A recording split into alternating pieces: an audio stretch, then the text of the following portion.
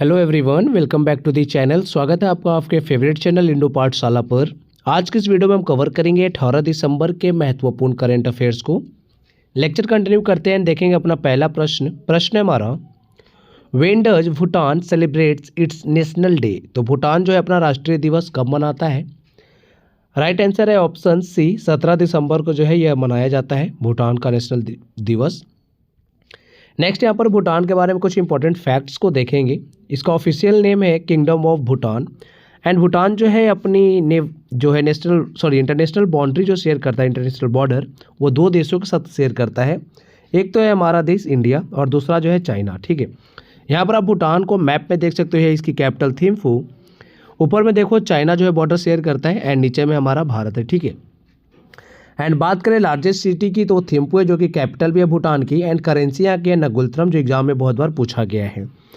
बात करें किंग की तो वह है ड्रुक ग्यालपो। ठीक है, एंड यहीं पे अगर बात करें जो मेजर रिवर्स है भूटान के वो है Wangchu, Puna, Sangchu and Manas. And highest peak जो है इसका वो है गंखार प्यूनसम, जो कि वर्ल्ड का हाईएस्ट अनक्लाइम्ड माउंटेन है, यहाँ पे चढ़ाई नहीं की जा सकती है। ठीक है, बात करें नेशनल पार्क की, कुछ जो भूटान में है इम्पॉर्टेंट है, कभी कभी पूछ दिया जाता है।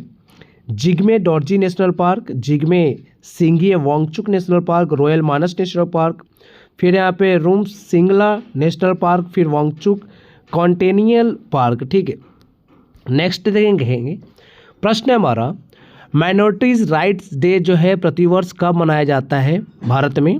एंड ये किस लिए मनाया जाता है? To uphold the right to freedom and equal opportunities for the ethnic minorities in India and create awareness about the respect and dignity of the minorities. तो ये दिवस जो है प्रतिवर्ष मनाया जाता है 18 दिसंबर को। ऑप्शन सी करेक्ट हो जाएगा। नेशनल माइनॉरिटी राइट्स डे की बात हो रही है, 18 दिसंबर को प्रतिवर्ष मनाया जाता है। इसका एम क्या है? To safeguard the individual rights for the religious, ethnic, racial and linguistic minorities in the country. ठीक है, नेक्स्ट यहाँ पर हम देखेंगे कुछ इंपॉर्टेंट फैक्ट है आपके लिए। सबसे पहले तो यहाँ पर हम बात करेंगे नेशनल कमीशन फॉर माइनॉरिटीज़ की, जो है एक ऑटोनोमस स्टैट्यूटरी बॉडी है। कब सेटअप किया गया था? ये इंपॉर्टेंट है, एग्जाम में पूछा जाता है। 1992 में इसको जो है सेटअप किया गया था। एंड इसको जो है किस एक्ट के अंतर्गत सेटअप किया गया है? National commission for minorities act 1992। ठीक है, अगर यहीं पे हम बात करें तो देखो अभी टोटल हमारे देश में जो है 6 माइनॉरिटीज़ है, नोटिफाइड माइनॉरिटीज़। इनिशियली की बात करें यानी शुरुआत में 5 थे, Muslim, Christian, Sikh, Buddhist and Parsis. And छठा जो माइनॉरिटी है इसको ऐड किया गया है 2014 में, जो कि जैन है। ठीक है, Jain added as a minority community in 2014। And in 6 minorities की बात की जाए तो टोटल में इन 6 की पॉपुलेशन कितनी है? 20% ऑफ इंडियाज़ पॉपुलेशन। थोड़ा सा याद रख सकते हो, इंपॉर्टेंट है। नेक्स्ट यहाँ पे देखेंगे कुछ कॉन्स्टिट्यूशनल प्रोविजंस है माइनॉरिटीज़ के लिए हमारे भारत में। सबसे पहले तो है आर्टिकल 29 जो कि प्रोटेक्ट करता है इनकी माइनॉरिटी की लैंग्वेज, स्क्रिप्ट एंड कल्चर को। आर्टिकल 30 जो है right for minorities to establish and administer educational institutions. Article 347 की बात की जाए तो यह स्पेशल प्रोविजन दिया गया यहाँ पे for language spoken by a section of states population. Article 350 जो है appointment of special officer for linguistic minorities. Article 350A की बात की जाए तो facilities for mother tongue instruction eight primary stage. Sorry, फिर यहाँ पे कुछ इंपॉर्टेंट फैक्ट देखेंगे। Composition of national commission for minorities. अभी चेयरपर्सन कौन है? श्री इकबाल सिंह लालपुरा। ठीक है, एंड इस कमीशन में जो है एक चेयरपर्सन होते हैं, एक वाइस चेयरपर्सन होते हैं, साथ में 5 मेंबर्स होते हैं। नेक्स्ट देखेंगे यहाँ पर सबकी पॉपुलेशन के बारे में लिखा हुआ है, इसकी पॉपुलेशन कितनी है। तो सबसे ज़्यादा पॉपुलेशन माइनॉरिटी में अगर बात करें तो मुस्लिम्स की है, देख सकते हो 14.2% है ये। एंड फिर है क्रिश्चियन। आगे देखेंगे, नेक्स्ट है who recently unveiled India's first indigenous 64-बिट dual core microprocessor Dhruv 64। तो ये जो है किसके द्वारा अनवील्ड किया गया है? CDAC के द्वारा। ऑप्शन सी करेक्ट है। CDAC की बात करें तो इसका फुल फॉर्म होता है centre for development of advanced computing, जो कि किसके अंडर में आता है? Ministry of electronics and information technology के अंतर्गत आता है ये। दिसंबर 2025 में इसे जो है लॉन्च किया गया है गवर्नमेंट ऑफ इंडिया के द्वारा। एंड इससे पहले अगर हम बात करें तो देखो यहाँ पे लीनेज में थेजस 32 भी आ चुका है, फिर तेजस 64 आया है, एंड थर्ड चिप जो अभी आया है ना वो ध्रुव 64 है। तो ये थोड़ा सा याद रखिएगा। यहाँ पर आप आगे देख सकते हो, यही है ध्रुव 64। नेक्स्ट देखेंगे, what is artemisinin that was recently mentioned in news. तो आर्टेमिसिनिन जो है ये क्या है जो हाल ही में खबर में बना हुआ है, तो ये जो है एंटी मलेरियल ड्रग है। ये ऑप्शन भी करेक्ट हो जाएगा। यहाँ पर अगर बात की जाए तो कंसर्न में देखा जाए तो ओवर यूज में create new resistance hotspot markers rising in Africa. ठीक है, एंड डिस्कवर्ड किया गया था 1970 में, जो कि रिप्लेस्ड कर चुका है Fehling drugs like क्लोरोक्विनाइन।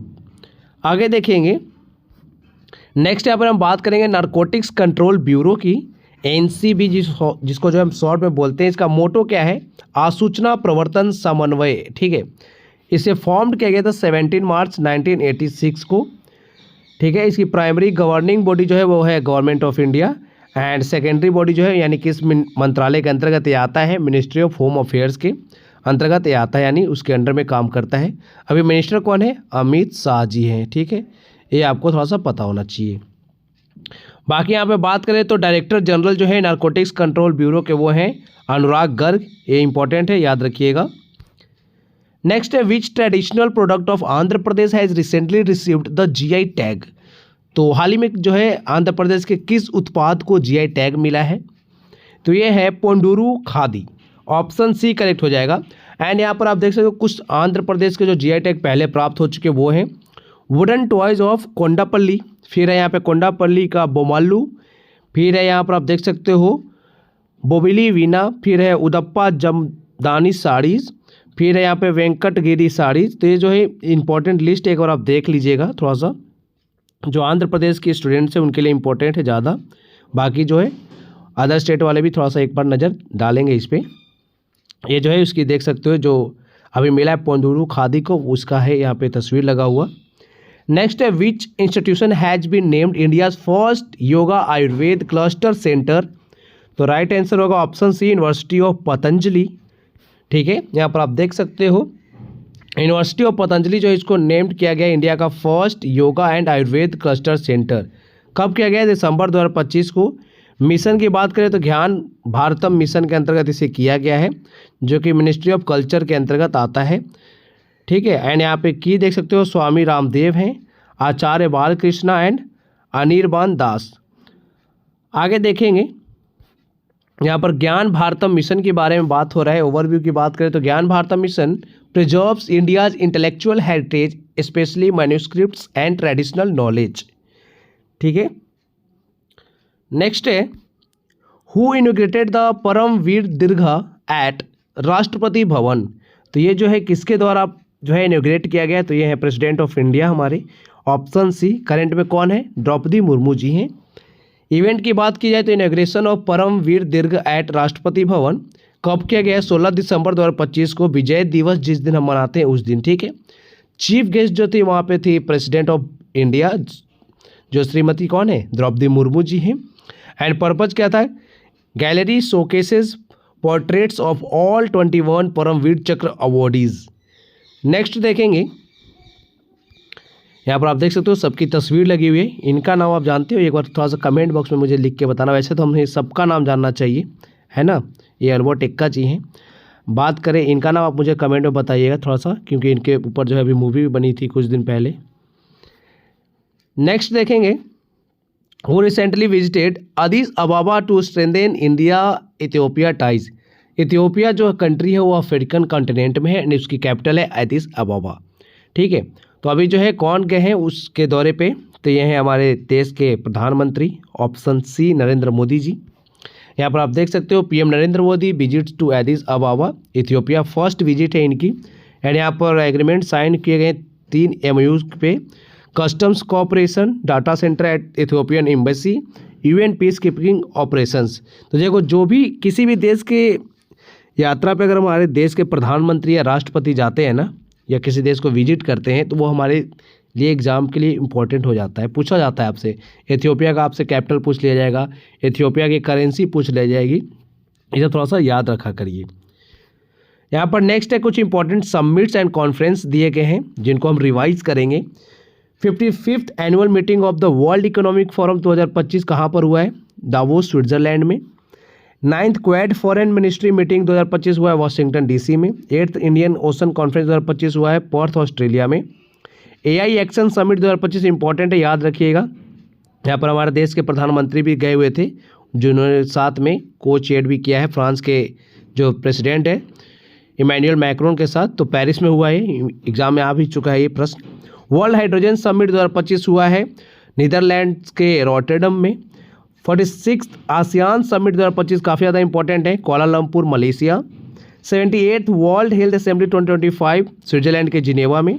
NATO summit 2025 important है, कहाँ पर हुआ है? The Hague Netherlands. 51st G7 summit काफ़ी ज़्यादा इंपॉर्टेंट है, ये हुआ है अल्बर्टा कनाडा में। फिर 3rd UN ओशन कॉन्फ्रेंस 2025 ये हुआ है फ्रांस में। एशियो डिफेंस मिनिस्टर्स मीटिंग जो हुआ है ये हुआ है चाइना में क्विंगडाओ में। 70th ब्रिक्स समिट 2025 काफ़ी ज़्यादा इंपॉर्टेंट है, कहाँ पर हुआ है? रियो डी जेनेरियो ब्राज़ील में। फिर 27th कॉमनवेल्थ हेड्स मीटिंग ये हुआ है समोआ में। Next 23rd meeting of the council of heads of government of the SCO ये हुआ है पाकिस्तान के इस्लामाबाद में। यहाँ पर भी कुछ कुछ कभी कभी आयोजित हो जाता है, याद रखिएगा। यूनाइटेड नेशंस बायोडाइवर्सिटी समिट यानी COP16 की बात हो रही है, ये हुआ है कोलंबिया में। 19th है ये। एंड G20 समिट 2024 की बात हो रही है, कहाँ पर हुआ है? रियो डी जेनेरियो ब्राज़ील में, याद रखिएगा, इंपॉर्टेंट है काफ़ी ज़्यादा। एंड COP29 काफ़ी ज़्यादा इंपॉर्टेंट है, बाकू में हुआ है, अजरबैजान की जो है कैपिटल, ठीक है। तो ये जो है स्लाइड आपके लिए काफ़ी ज़्यादा इंपॉर्टेंट है, याद रखना। PDF आपको जो है टेलीग्राम चैनल पे मिलता है, हमारे टेलीग्राम चैनल जरूर ज्वाइन करिएगा PDF के लिए, उसका आपको जो है लिंक कमेंट सेक्शन में मिलेगा। नेक्स्ट है who recently visited Brazil to enhance maritime cooperation with the Brazilian navy. तो कौन गए हैं ब्राज़ील के विजिट पे? तो ये हैं दिनेश के त्रिपाठी जो हमारे नेवी के चीफ हैं, है ना। बात करें यहाँ पर देख सकते हो CNH Tripathi visit to Brazil. बाकी यहाँ पर देखो कुछ कुछ इनके बीच में जो भी साइन हुए हैं, यहाँ पर देख सकते हो MOU sign between India navy, Brazil navy and Mazagon dock ship builder limited. तो ये सब उतना इंपॉर्टेंट हमारे लिए है नहीं, एक बार आप देख सकते हैं। फोकस किया गया है South Atlantic Indo Pacific coordination पर। नेक्स्ट देखेंगे आगे है हमारे पास प्रश्न जो है हमारा, which company announced setting up Asia's largest global capability centre in Mumbai. ये प्रश्न तो हमने शायद पहले भी किया है, तो ये है ऑप्शन C JP मॉर्गन, याद रखिएगा। यहाँ पर आप देख सकते हो JP Morgan to set up Asia's largest global capability centre कहाँ पर बनाया जा रही है? महाराष्ट्र के मुंबई में। लोकेशन देखो पुबई मुंबई में एक स्थान है वहाँ पर। पर्पज क्या है? Support IT financial operations, data analytics and innovation. Next देखेंगे, नेक्स्ट हम रिवाइज करेंगे 17 दिसंबर के महत्वपूर्ण करेंट अफेयर्स को। विजय दिवस हम मनाते हैं 16 दिसंबर को। एंड जोस एंटोनियो कास्ट जो है ये न्यू प्रेसिडेंट बने हैं चिले के। फिर यहाँ पर मोई रिवर अभी काफ़ी ज़्यादा न्यूज में था, किन दो देशों के बीच में? थाईलैंड एंड म्यांमार के बीच में है, क्योंकि अभी जो है न्यूज में किस लिए था? For cross border cyber fraud activities यहाँ पर काफ़ी ज़्यादा चल रही है, उसके वजह से। म्याना रेलवे स्टेशन जो है इसको जो है नेशनल एनर्जी कंजर्वेशन अवार्ड 2025 मिला है। एक बार आप सर्च करना म्याना रेलवे स्टेशन जो है किस राज्य में है, ये आपका काम है। Italy has become the first in the world to receive UNESCO recognition for its national cuisine, याद रखिएगा। एंड फिर यहाँ पे बी सायराम जो है अभी CMD बने हैं कोल इंडिया के। ब्लैक वारंट वेब सीरीज को जो है इमर्ज किया गया is the biggest winner at the film fair OTT awards in India, awards 2025। And national highway authority of India जो इसने इंट्रोड्यूस किया इंडिया का first wild life safe road on NH45 किस राज्य में? मध्य प्रदेश में। रवि रंजन जो इन्होंने मैनेजिंग डायरेक्टर का पदभार संभाला SBI में। एंड फिर डेथ वैली नेशनल पार्क जो है काफ़ी ज़्यादा अभी न्यूज में चल रहा है, कहाँ पर है, किस देश में है? यूनाइटेड स्टेट्स में है। अब कुछ हम प्रश्न डिस्कस करेंगे RRB से रिलेटेड, जो कि आपके एग्जाम के लिए इंपॉर्टेंट होने वाला है। पहला प्रश्न है, which among the following cup और trophies awarded for women in the sport of badminton. तो मैंने आपको कितनी बार बताया है, थॉमस कप जो है वो होता है मेन के लिए, एंड वीमेन के लिए क्या होता है बैडमिंटन में, कौन सा कप होता है? उबर कप। ऑप्शन सी करेक्ट हो जाएगा। यहाँ पर आप देख सकते हो उबर कप जो है पहली बार आयोजित हुआ था 1956-57 में। कहाँ पर? इंग्लैंड में हुआ था, ठीक है। It was held in the honour of famous British badminton player Betty Uber, इन्हीं के नाम पे जो है इसका नाम रखा गया है। It takes place every 2 years, यानी 2 वर्षों में एक बार आयोजित किया जाता है। And this tournament is held for the women badminton team. Next है the Nirbhay Kadhi and Mogelhajia schemes belong to which Indian state. तो ये दोनों जो स्कीम है किस राज्य के हैं? ओडिशा के हैं, याद रखिएगा। यहाँ पर आप देख सकते हो निर्भया काठी यानी गंजम की बात करें तो wrist 1,83,933 girls district child marriage free 2022 की बात है। बाकी यहाँ पर देख सकते हो स्वर्ण कालिका है, कल्पना आजीवन है जो कि cut child marriages by 50% via awareness.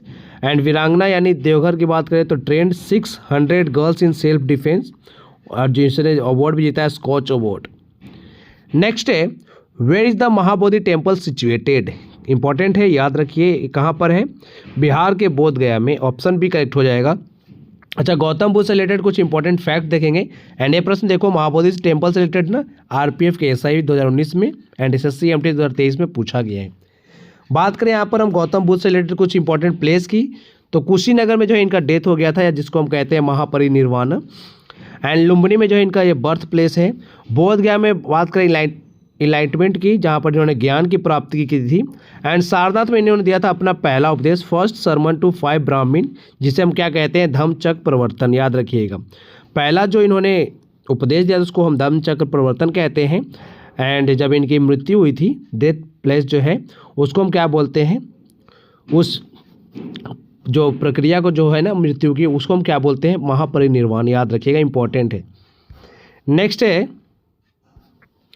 Which state introduced India's first vistadome jungle safari train. तो ये जो है यूपी के द्वारा शुरू किया गया है। ऑप्शन डी करेक्ट हो जाएगा, उत्तर प्रदेश। यहाँ पर आप देख सकते हो एम क्या है? To integrate eco tourism, wild conservation education and rail based travel through a panoramic jungle experience. बात करें यहाँ पे फॉरेस्ट कवर किया गया इसमें 3, जो कि जिसमें आता है दुधवा नेशनल पार्क, फिर है Katarnia Ghat wildlife sanctuary and फिर किशनपुर वाइल्ड लाइफ सेंचुरी है। नेक्स्ट आपके लिए एक प्रश्न है, in which of the following cities gharana of thumri are based. तो ठुमरी घराने निम्नलिखित में से किस शहर में स्थित है? आपको बताना है। ग्वालियर और भोपाल, फिर बनारस और लखनऊ है। ऑप्शन सी है आगरा और किराना, फिर option D Patiala and Talwandi. ये देखो प्रश्न जो है आरआरबी एनटीपीसी ग्रेजुएट एग्जाम जो है 2025 में आया हुआ है। जरूर दीजिएगा आंसर। अगर आपको नहीं आता है तो सर्च करके लिखिए, लेकिन आंसर आपको लिखना है। पीडीएफ के लिए टेलीग्राम चैनल ज्वाइन कर लीजिएगा, वहाँ पर आपको पीडीएफ मिल जाएगा। सो आज के वीडियो में इतना ही। Thank you for watching video. Thank you so much.